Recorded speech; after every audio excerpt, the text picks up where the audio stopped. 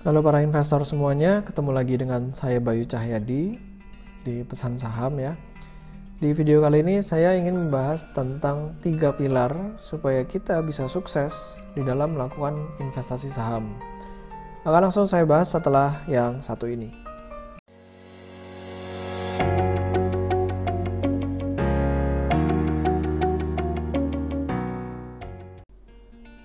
Ya, jadi langsung aja kita mulai ya. Yang namanya saham kita mesti ingat bahwa saham itu adalah bagian kepemilikan dari suatu perusahaan. Jadi banyak yang bilang, wah kok investasi di saham itu ternyata nggak semudah yang dibayangkan.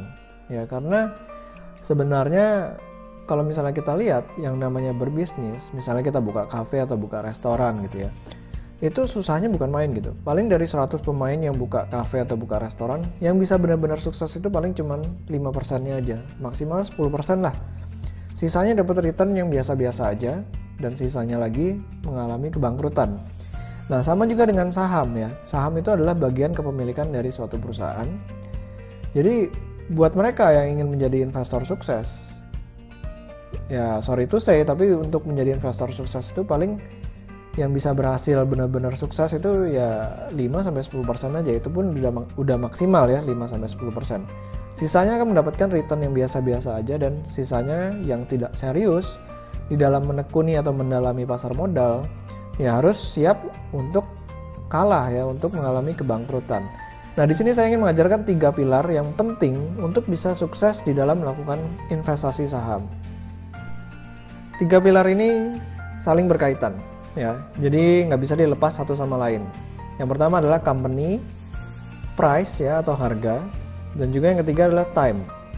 Jadi misalnya dari sisi company-nya oke, tapi dari sisi price dan time-nya ini nggak oke, nah itu nggak bisa jalan gitu. Yang namanya investasi di saham.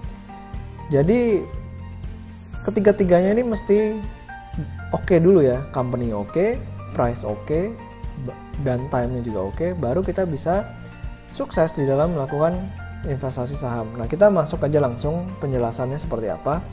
Pilar pertama ya, company. Jadi yang seperti saya sebutkan sebelumnya, beli saham adalah beli perusahaan.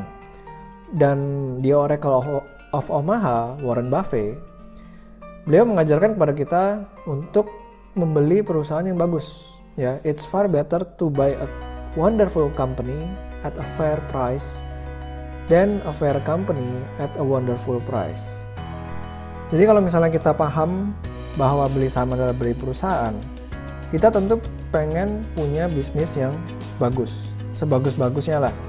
Kalau bisa produknya semua orang pengen beli gitu ya. Terus produknya kalau bisa monopoli di industrinya. Jadi kita pengen benar-benar punya perusahaan yang bagus. Jadi kunci pertama di dalam melakukan berinvestasi di saham ya supaya bisa sukses adalah membeli perusahaan yang bagus. Nah gimana caranya? Caranya adalah dengan mengecek bisnisnya ini benar-benar bagus apa enggak, yaitu dengan mengecek lapangannya. Dengan mengecek lapangan apakah benar produknya ini diterima oleh masyarakat, apakah memang produknya ini banyak dikonsumsi oleh masyarakat. Dan juga kita juga mesti ngecek yang namanya laporan keuangan. Ya, laporan keuangan perusahaan ini adalah bagian penting di dalam melakukan investasi saham.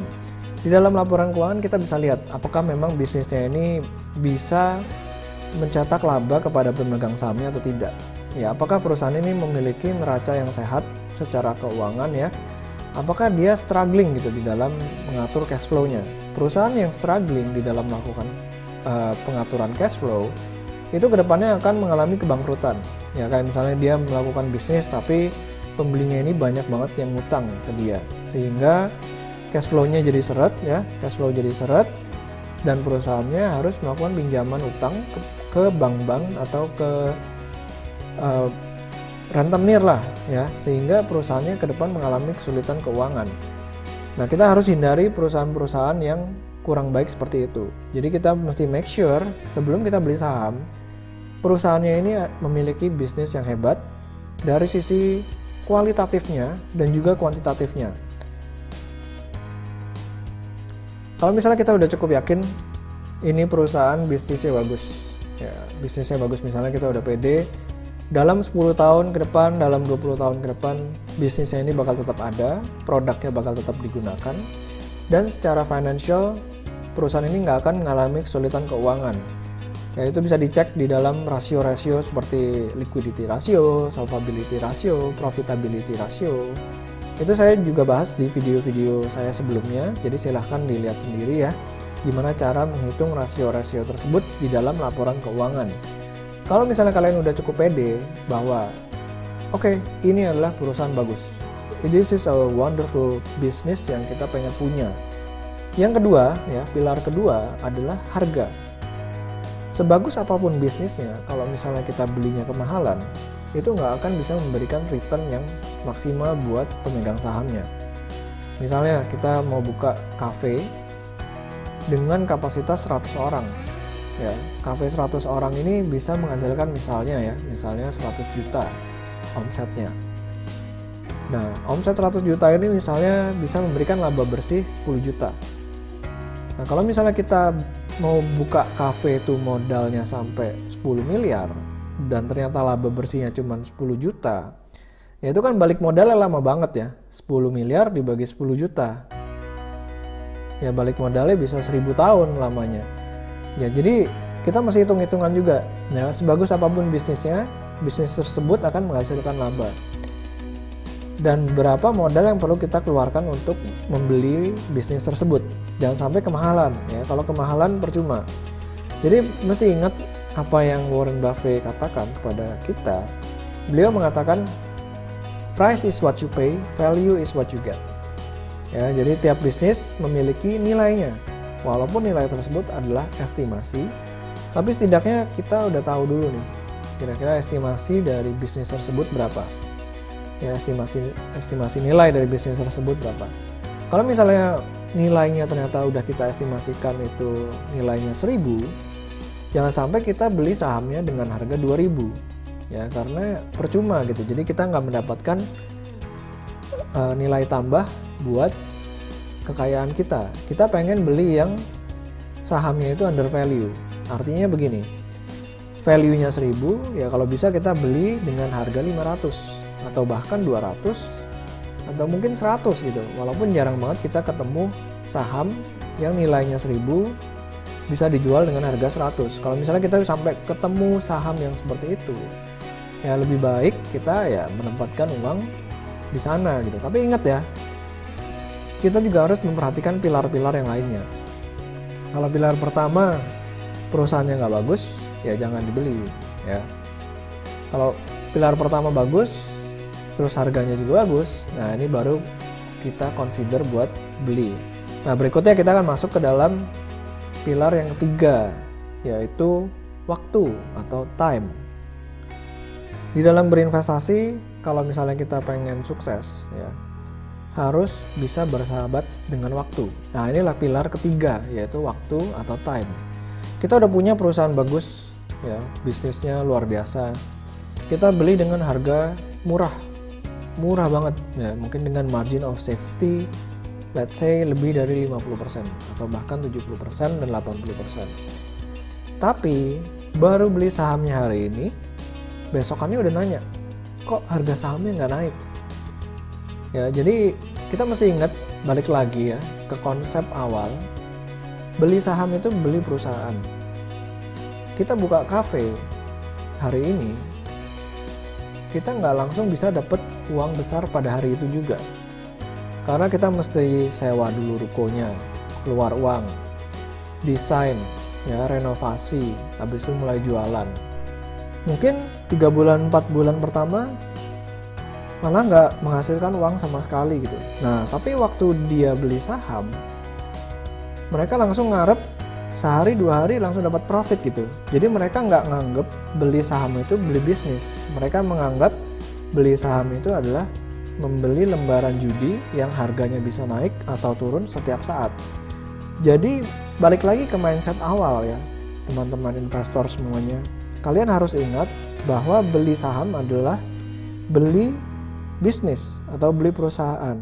Oleh karena itu, pilar ketiga ini sangat penting ya. Seperti yang Warren Buffett ajarkan kepada kita, bahwa time is the friend of the wonderful business. Ya, the enemy of mediocre. Jadi 3 pilar tadi saling berkaitan. Yang pertama adalah perusahaannya harus bagus. Yang kedua, kita tinggal membelinya dengan harga murah. Yang ketiga adalah kita harus bersahabat dengan waktu. Bahkan si Jesse Livermore, beliau adalah trader yang sukses di zamannya. Beliau mengatakan kepada kita semua kalau money is made by sitting, not by trading. Ya.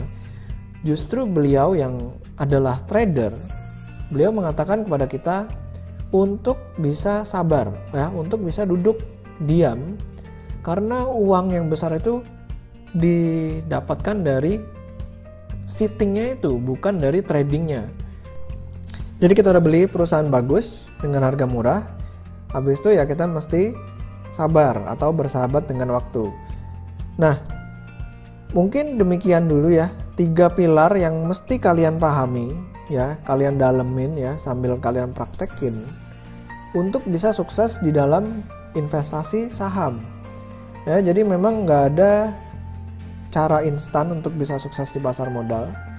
Yang perlu kalian lakukan adalah mencari perusahaan bagus dengan harga murah, lalu bersahabat dengan waktu. Ya, untuk mencari perusahaan bagus perlu waktu. Untuk mendapatkan harga murah juga perlu waktu, ya, perlu kesabaran. Karena mungkin ada satu perusahaan bagus yang harganya nggak murah-murah gitu. Ya itulah kenapa untuk menjadi investor yang bisa sukses itu membutuhkan kesabaran tingkat tinggi gitu. Ya, demikianlah video saya kali ini ya, tentang 3 pilar untuk bisa sukses di dalam berinvestasi saham. Ingat ya, 3 pilar ini saling berkaitan. Jangan cuma satu aja yang terpenuhi lalu kalian ambil action untuk membeli, tapi kalian harus yakin 3-tiganya ini terpenuhi terlebih dahulu, baru kalian beli sahamnya. Terima kasih sudah mendengarkan video saya kali ini. Semoga isinya bermanfaat ya buat teman-teman investor semuanya. Sampai ketemu di video berikutnya. Jangan lupa untuk di-subscribe ya YouTube channel saya dan juga follow Instagram saya di Pesan Saham.